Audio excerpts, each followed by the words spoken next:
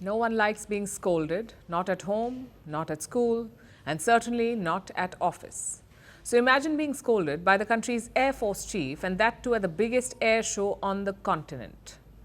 Well, you don't have to imagine, because it actually happened here in India.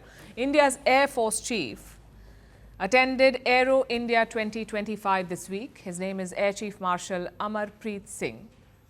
While there, he visited the HAL pavilion. Now, HAL is Hindustan Aeronautics Limited. It is a state-run aerospace and defense company. They manufacture India's homegrown aircraft. Listen to what the air chief said about them. At the moment, I am just not confident of HAL, which is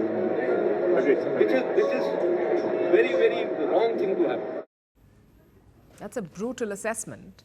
HAL is India's premier aircraft maker, but the Indian air chief has no confidence in them, he says. This is a major strategic concern. It also raises two questions. One, what led to this brutal assessment? And two, what is HAL doing to correct it? Well, the first answer is quite simple. HAL is delaying deliveries, specifically of the Tejas fighter jet. The Air Force was expecting 4040 Tejas jets by 2016. We are in 2025, not a single jet has been delivered yet. In 2021, they signed another deal with HAL to buy 83 Tejas Mark 1A.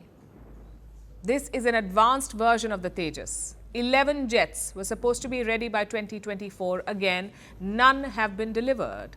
The new deadline is around mid-2025. All these delays seem to have frustrated the Indian Air Chief, and you can understand his position.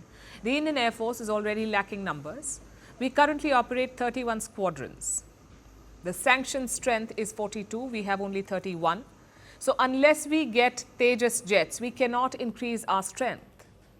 Nor can we phase out older fighter jets like the MiGs and the Mirages. Plus, India's rivals are making rapid gains. China is expanding its air fleet. They already have 2 homegrown 5th-generation jets. India has none. So you can understand the air chief's concern. He wants HAL to pull up its boots. Now let's listen to the other side. What excuse do the executives at HAL have? Let me quote from what their managing director said. India faced sanctions after our nuclear test in 1998, so we had to build things from the ground up. A lot of work has gone into it.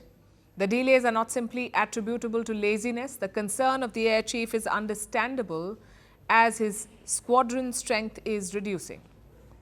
So HAL is blaming a couple of things. One is the sanctions after 1998. Yes, they did hamper India's ability to import key technology, so all of it had to be made at home, which means delays. Secondly, HAL has also blamed jet engines. Only 4 countries make such engines right now: the US, the UK, France and Russia.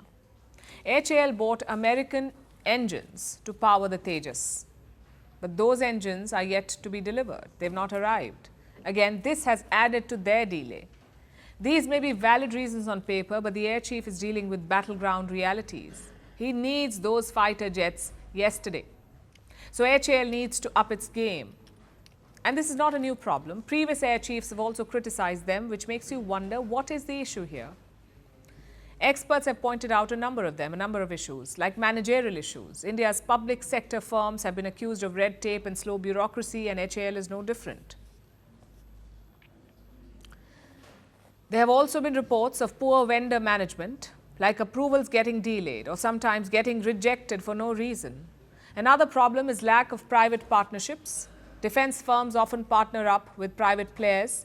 They source certain parts or equipment from outside. Again, HAL apparently does not do enough of this. And this insistence on making everything causes delays. So what is the solution? The Air Force chief said it best, in fact. HAL must be in mission mode. Like their MD said, laziness is not the factor here, but clearly there are issues. You need to identify and solve those issues, because missed deadlines can be deadly in defense. We're calling the show Vantage. We hope you like what we put together for you. Touted as the minimum defense from that video. India's neighbors were the first to send This special edition of Vantage, live from the White House throughout this week. Yes, Hindu Mandir we're on our way to Tel Aviv. Pretty measure, but it's also the perfect way to drive. I don't think that Prime Minister of Bhutan, Sherin Tagwe. Welcome to 60% of the world's office. Prime Minister Modi did the iron. We were actually How are you doing? How do you like? It's been 1 year since that meeting. Iron bars separate you from the outside. Out the vote effort. Trump had, it says, and at $4.3 trillion. 300 billion by 2030. That's what we need to tackle climate change.